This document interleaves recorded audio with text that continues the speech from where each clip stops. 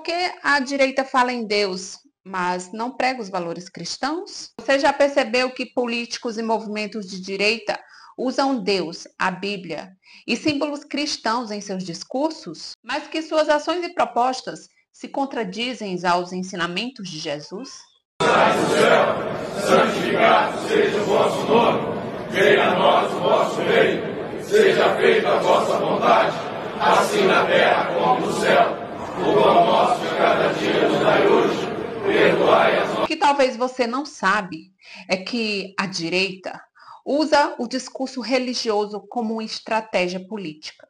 A direita, no Brasil e no mundo, associa a sua agenda a valores cristãos. Um exemplo disso é a defesa da família tradicional, o combate ao comunismo ateu e a retórica de guerra cultural. Mas sabe o que eles fazem?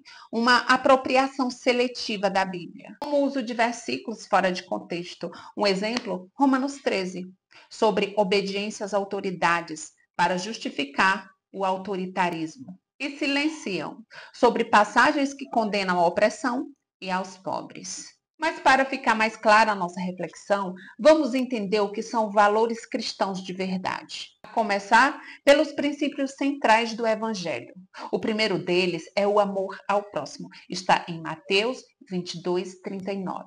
Seguido da justiça social, Lucas 4, 18, 19. Preferência pelos pobres, Mateus 25, 35, 40.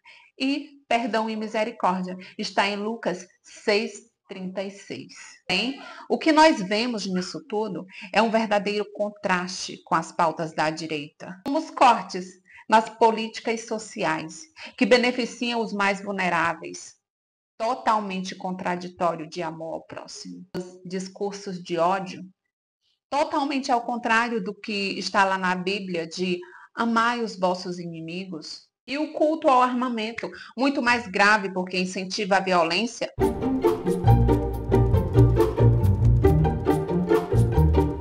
Totalmente contrário do que se diz a Bíblia sobre beatos, os pacificadores. Aprofundando mais ainda a nossa reflexão aqui, o que seria isso? Hipocrisia ou conveniência? Porque nós temos casos práticos. Muitos líderes religiosos aliados a políticos corruptos, o silêncio diante de injustiças sociais, como, por exemplo, a fome, a violência policial, o feminicídio, aliança com setores contrários à ética cristã, por exemplo, acumulação de riqueza, especulação imobiliária e o mais grave, a tal teologia da prosperidade. A ideia de fé ser igual riqueza desvia totalmente o foco da justiça social. Mas por que isso acontece? Para entendermos esses fatores, precisamos fazer uma análise sociológica. A religião sempre foi utilizada como um instrumento de controle social. O cristianismo cultural, ou então o evangelismo cultural, é totalmente diferente de uma fé prática. E uma coisa eu te pergunto, se Jesus voltasse hoje, ele estaria em cima dos palanques com os poderosos? Ou ele estaria nas periferias com os marginalizados? Você já parou para se perguntar por que líderes polêmicos como Bolsonaro e Trump abraçam tanto a retórica religiosa? Todos em especial a Deus. Quero dizer, amo Deus, amamos as nossas forças militares, que Deus abençoe o Oriente Médio. Mesmo quando suas ações pessoais e políticas se contradizem aos ensinamentos cristãos? Deus escolheu as coisas loucas para confundir as sábias. Deus escolheu as coisas fracas para confundir as fortes. Agora a coisa vai ser mais profunda. Deus escolheu as... A religião na política, ela não é nova.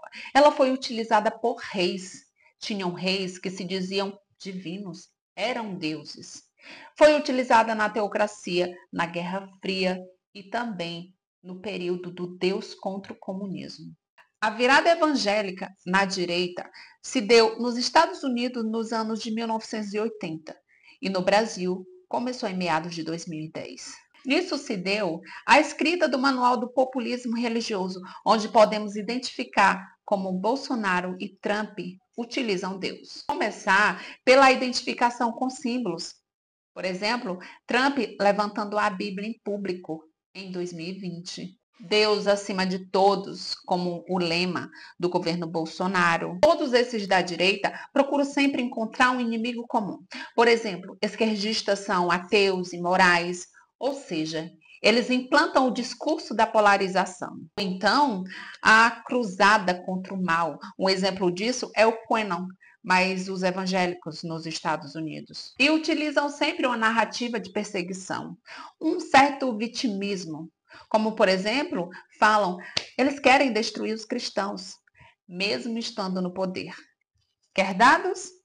80% dos brasileiros votaram em Bolsonaro em 2018.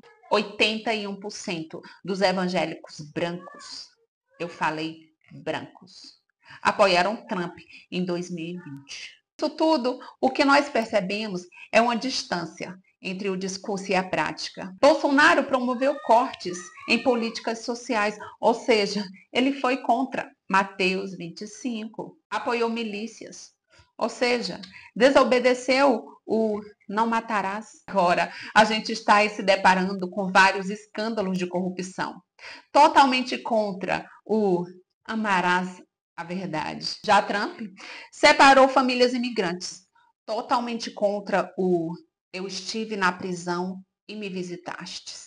E o culto ao poder, ao dinheiro e o luxo, totalmente contra o é mais fácil um camelo passar pelo fundo de uma agulha.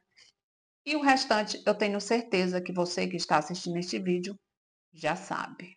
E a tal teologia da prosperidade, com a ideia de que Deus abençoa os ricos, justifica essa aliança com a elite. Bom, mas por que esse negócio do uso da religião na política funciona?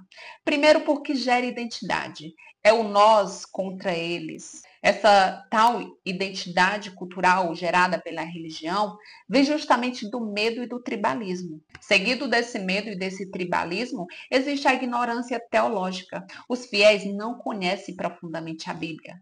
Eles conhecem o que o pastor falou de forma conveniente para ele. Então, ele joga para os fiéis. Então, os fiéis conhecem apenas versículos convenientes e não a Bíblia profundamente. Claro, existe uma máquina de propaganda.